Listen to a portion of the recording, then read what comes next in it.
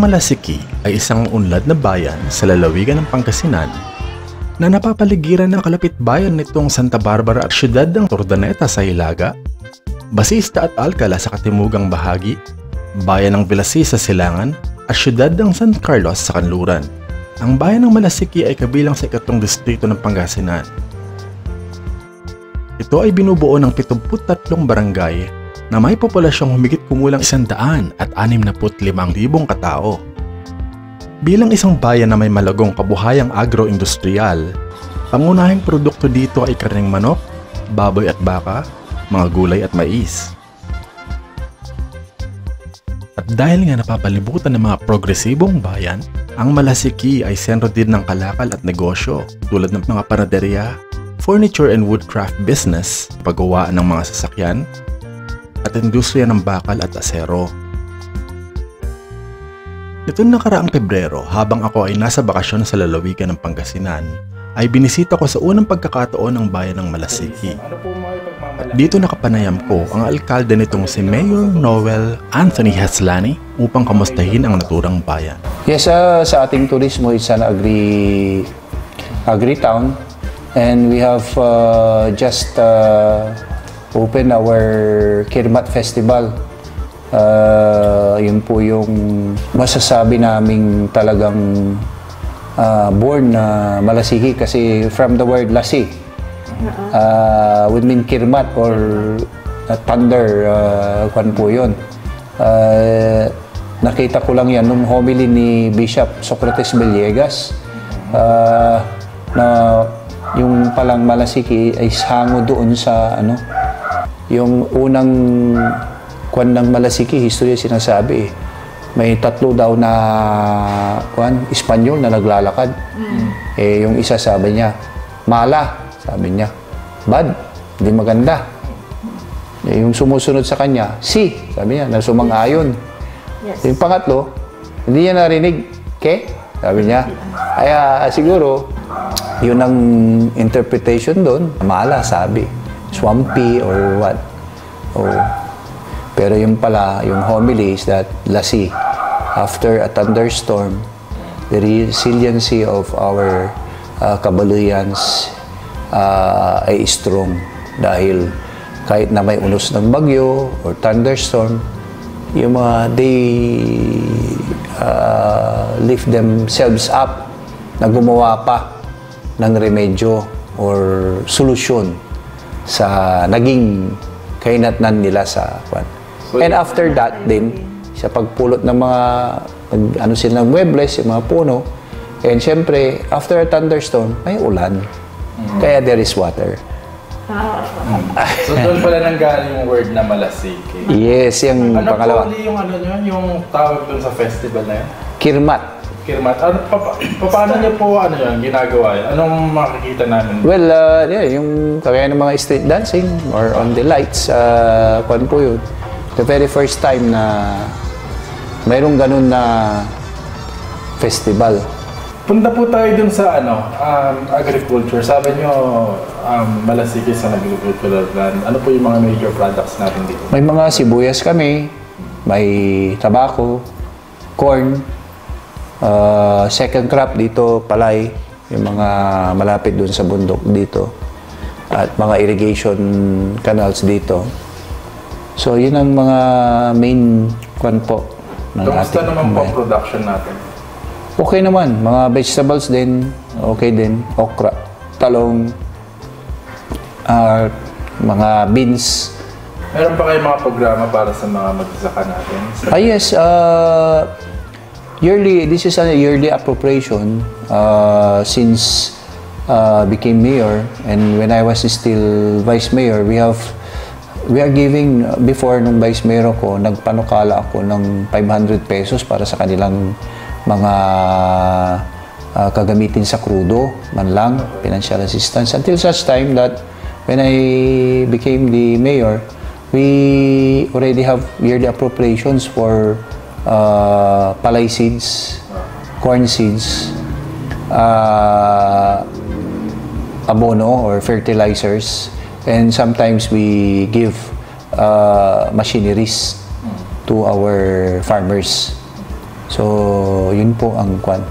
Mga programa naman po para sa ating mga common na mamamayan ng Malasiki. Meron po ba? Common na mamamayan ng Malasiki, we have TESDA trainings. Yes, TESDA trainings. All year round po yan. May bago na yun na kinakasa po namin yung butchering. Dahil mayroon tayo nung bagong slaughterhouse. Samantala, bukod sa magiging mabilis at maayos na pagkatay ng mga baka at baboy, inaasahang magbibigay rin ng karagdagang trabaho sa mga taga Malasiki, Pangasinan ang pagbubukas ng upgraded slaughterhouse ng bayan. Yung mga natapos na po ay yung ating slaughterhouse ay bago po yun, a loan that was acquired sa DBP. May mga kasamang components na iba yun. Aside from the slaughterhouse, we have the evacuation center na yun ang kwan ng ating OCD. Sinasabi that each municipality should have an evacuation center. And yung ating hospital is now being repaired. Yun po yung bagong kwan po natin, project, naantala po dahil nawala yung mga doctors. Dahil we are only giving that time ay tig to 20,000 pesos. I believe 4 sila noon. And they will have a 24-hour duty lang 1 week. Nung time ni Mayor Soriano, operational. Well, that time kasi mayroon steady na nandoon, si Dr. Rolando Macareg. Pero namatay na rin siya. And the same yung kwan natin doon. And nung si Mayor dumantay, pero hindi naman 24 hours. But now, we are trying to institutionalize the operation. It will be a 24-hour service. Because we have hired permanent doctors for the hospital. As you know, the overhead expenses for the hospital is mabigat. You have to maintain doctors and nurses for your hospital, and it should be a permanent one.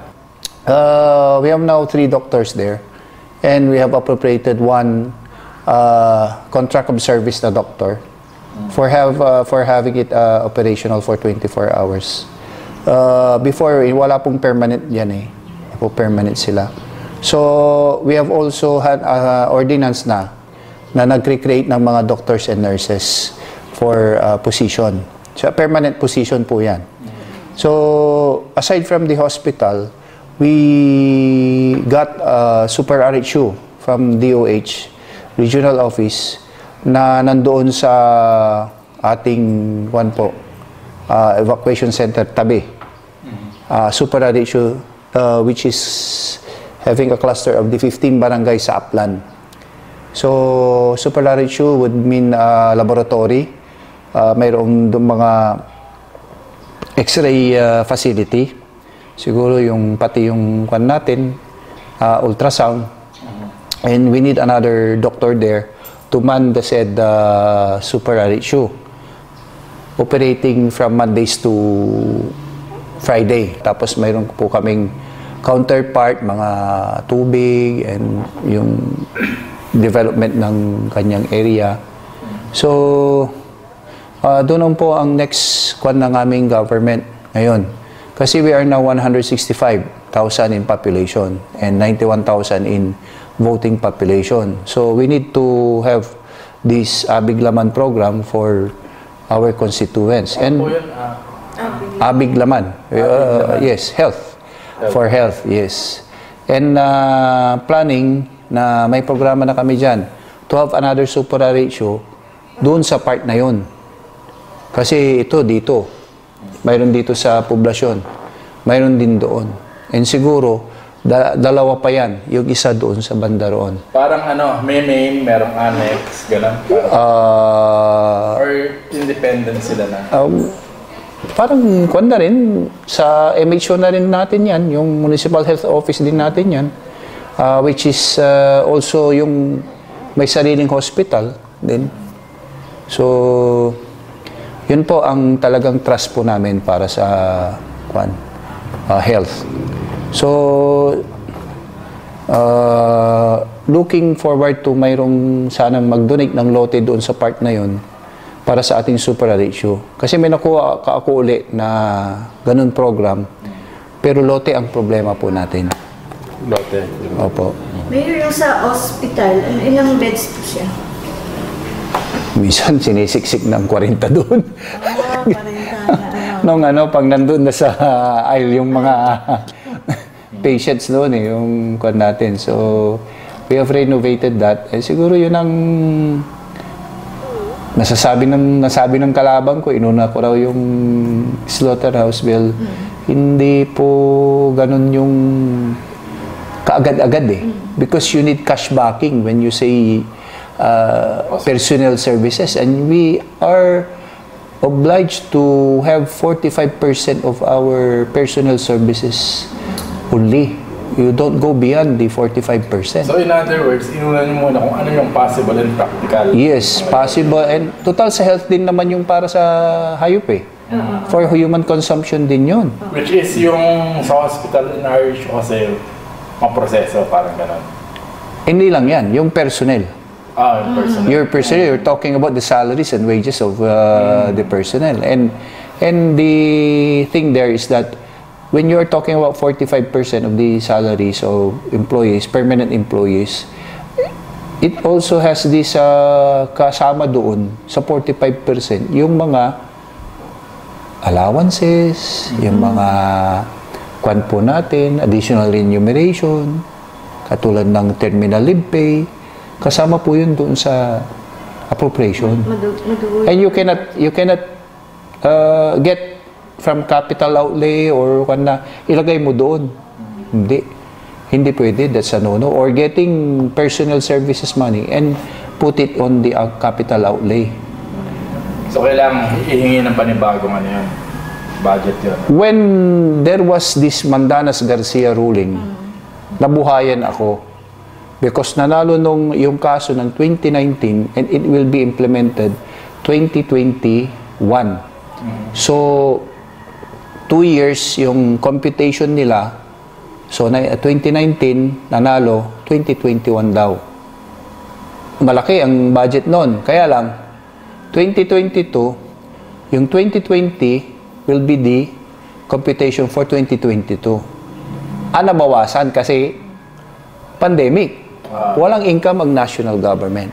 And what is this Mandanas Garcia ruling?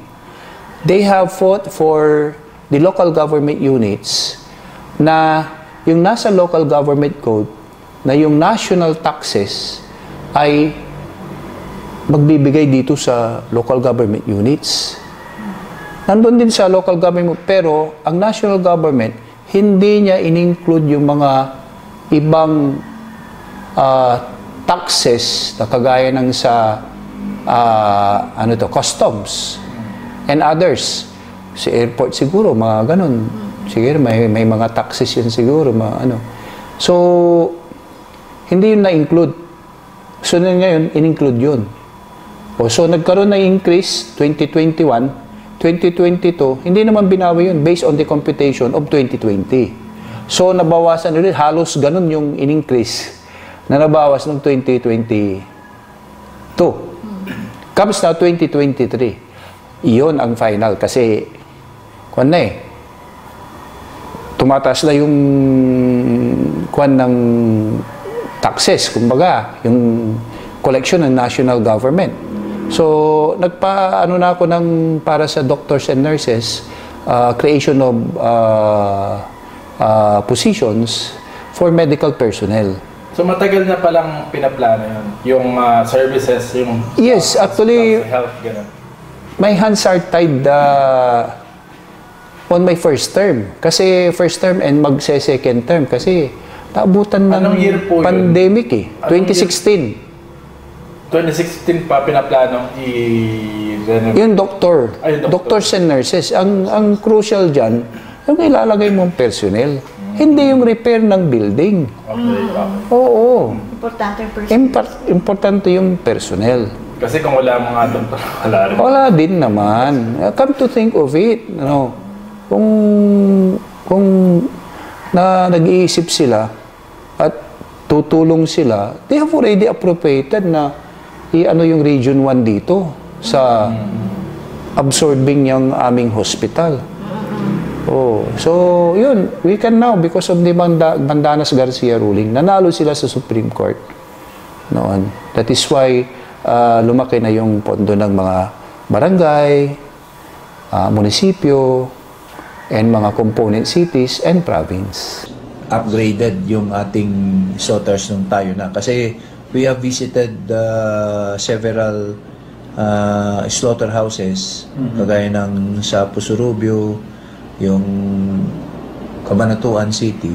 We have visited them and have some models na tinignan po natin at nagpa-design po tayo. Sa kasalukuyan, merong 5 licensed AA slaughterhouse sa lalawigan ng Pangasinan ayon sa datos ng National Meat Inspection Service.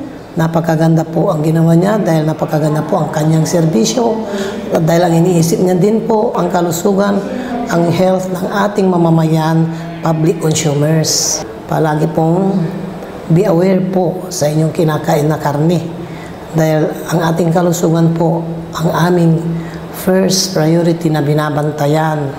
Kaya nagkaroon po tayo ng ganitong slaughterhouse. Kahit noon po na may slaughterhouse po kami dati, very strict din po kami talaga. Paki-clarify lang po ulit yung sa may slaughterhouse nyo. Ano pong, kailan nagsimula yun, kailan natapos? At ano yung mga ongoing na ngayon activity? Well, doon sa ating kwan, actually, 20 yung loan na yan ay nabutan ng pandemic, if I'm not mistaken. Yes. Kasi nung nagbisita-bisita kami sa mga slaughterhouses sa Tarlac City, Pusurubio, and others, tumitingin kami ng mga model. Kasi 1980 pa yung kwan po natin noon, yung ating slaughterhouse. At talagang yung NMIS ayaw nang i-renew yung permit ng slaughterhouse. Ayaw na i-renew? Yes, ayaw nang i-renew noon.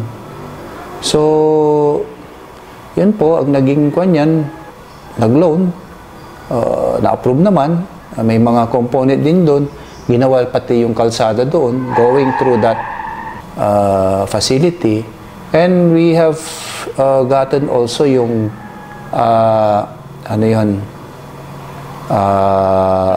dressing plant. Mayroon kami mini dressing plant dyan. Dressing plant? Yes, coming from the NMIS. We are trying to have a butchering class here in Malasiki.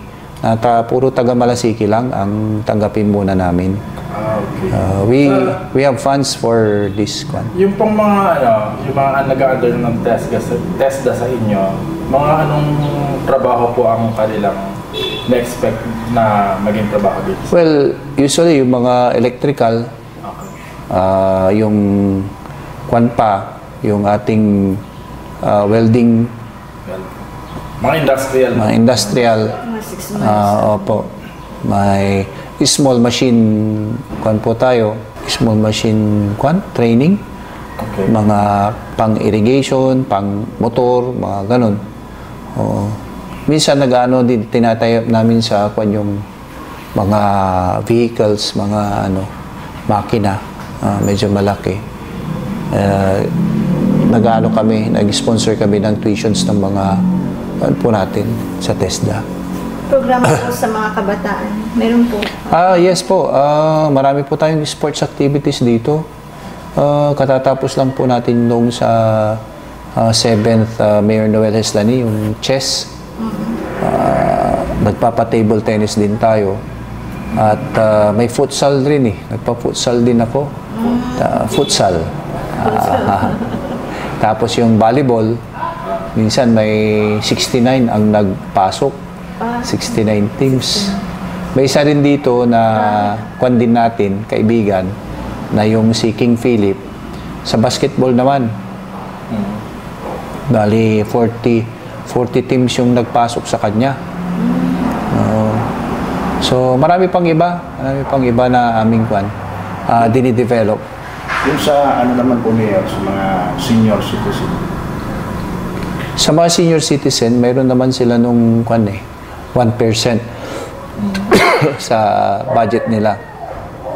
Ngayon, with this i-konsulta siguro, we can have a program there, diba? May share yung ating munisipyo. Mapupunta naman dito lahat na. So, mamaya, we will try to see the amount, kung magkano yun. At siguro, yun lang ang i-appropriate natin para sa mga senior citizen, pagbili ng kanilang mga meds. And mayroon kaming para agaw na dumaralos.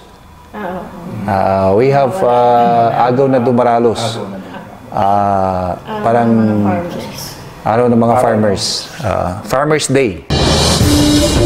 Nasa 80% ng populasyon ng mga taga-Malasigi, Pangasinan ay nasa sektor ng agrikultura, kaya bawat taon kinikilala ang kontribusyon ng mga magsasaka sa pamamagitan ng pagdaraos ng agaw na dumaralos. Tampok sa pagdiriwang ang mga pinakamahaba, pinakamabigat at pinakamalaking gulay at hayop. Ano naman pong activities? Doon, yung sangka. Sangkabalugan. Ay, sangka. Yamais. Sangkabalugan na okra, talon.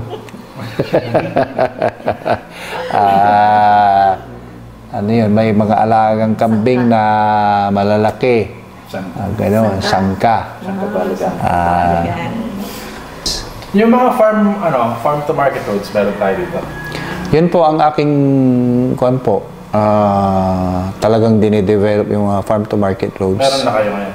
Marami po yung road lines po na nagawa po natin. Mayor, patapos na po yung term po ninyo. Ano po yung kung sakali po na bababa po na po kayo bilang, yun nga po, papunta na po kayo, bababa na po bilang mayor. Ano pa po yung plano po ninyo sana na hindi nyo natapos o hindi nyo pa nagawa bilang mayor? Ang kuwan ko po, may frustration ako kasi hindi nagbigay kaagad si Bureau of Fire ng building niya. At yung MTC natin nandoon sa sa plaza. Kung napansin nyo, hindi ko naman administration yun. Ayaw ko nang bagitin kung anong administration yun. Pero right now, nakakuha ako ng building ni PNP. So, ngayon, kinoconstruct na po doon ngayon. Meron na? Yes, and we have donated lot for MTC at si Bureau of Fire. Yun po ang may pagmamalaki ko na pwede na natin i-transfer yun.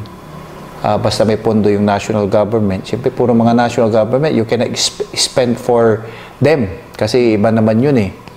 So, hopefully, na magkaroon sila ng pondo, may transfer na po doon.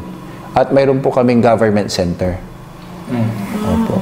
Ano po yung legacy na gusto nyong i-impart sa mga susunod pa sa inyo? At ano yung mga parang mensahe nyo na rin or advices sa mga susunod sa na-administration sa inyo? Well, I want to tell the people na yung legacy po natin yung magandang pamamalakad na malinis po. And napatunayan din natin yung ating seal of good governance na 7 times po tayo. Ewan ko kung minsan kasi yung mga ibang tao hindi nila appreciated yung mga ganung awards. Ewan ko lang. Bakit? Siguro walang gaanong impact yung gusto nila, yung infrastructure or what.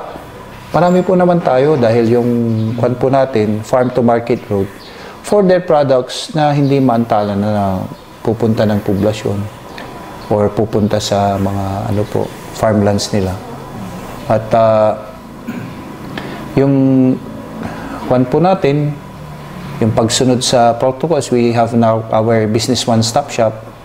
We even have our na rin, yung system po namin ay upgraded na po sa pagbabay ng business permits and other permits. At yung good financial housekeeping sa isang criteria sa SGLG ay napatunayan na kami. Talagang sinusunod po namin yung batas. sa pag-spend ng ating pera ng gobyerno. Kasi that's seal of good governance, especially yung good financial housekeeping, yan po ay yung evaluate ng ating national government. At pag-evaluate po din nila, taga-ibang Visayas or Mindanao ang napupunta dito sa Luzon. Yan ang pinagmamalaki ko. Na kahit ikaso ka, basta you have followed all the necessary requirements from the national government, all the laws, hindi ka matatamaan. We are here to tell the people this is our plan. Sa health, we need super RHOs to man our para matindihan ang abig laman ng ating mga kabaluyan. Sa agriculture din, tulungan natin yung mga farmers natin. Sa ating local school board, we're always in contact with the board in schools. Sa ating CEF fund. And on top of that, we are also giving school materials sa mga bata. Minsan tumbler, minsan bag, minsan payong, minsan mga t-shirts for them to use sa kanilang kwan. May scholarship program kayo? Yung scholarship program pa ang wala. Dahil yung pondo, mas maigi, kasi may lupa, makabili tayo ng lupa naman, magpatayo na lang ng school, ang local government unit.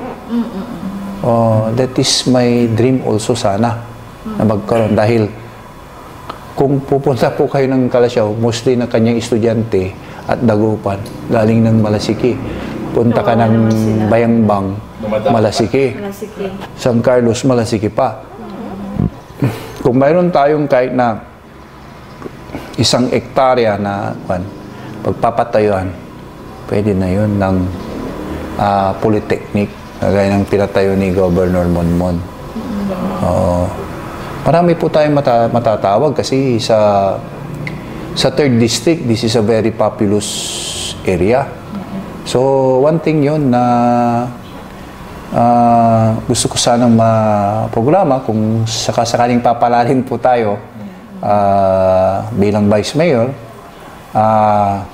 That is one of the programs na sana mapag-usapan ng maupong mayor, mga ganon, kasi it is a worthwhile project po yun. Helping our, yung mga less fortunate na mga bata na the parents cannot send them to college. Marami po kaming public schools dito ng high school. Final message po or last message sa ating mga kababayan dito sa Malasiki. Yes, sa aking mga kababayan, rest assured yung ating commitment through public service. At yung mga allegations na po yan, election time lang po. Election time, and they cannot prove anything po doon sa po natin. Mga allegations nila. We are an SGLG awardee for 7 times. That goes to show na malinis po ang ating ginagawa para sa ating bayan ng Malasiki. It's a practice that my grandfather, my grandparents, my father na being educators, private education here, yun ang pinamana po sa akin, yung honest, yung truthful sa kanyang mga kababayan, at nakikita yung serbisyo mo. Kahit na anong oras ay pwede kang puntahan sa bahay, at ano man ang estado nila sa buhay ay welcome sila sa iyong bahay. Yun pa ang pinaka-importante po.